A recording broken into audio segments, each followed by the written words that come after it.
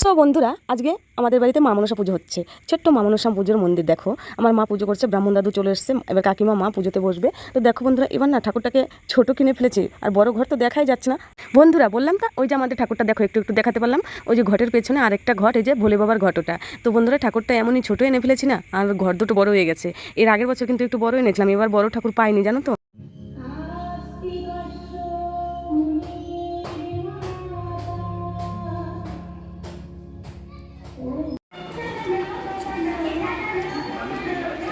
কাকি ও চিড়াটা এটাই চালু আসে নাই তাই না কি করবে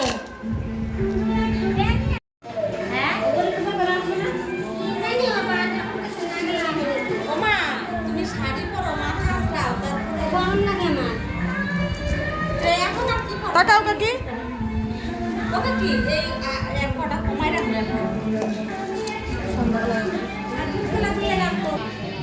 ফোন করতে শুনুন না ফোন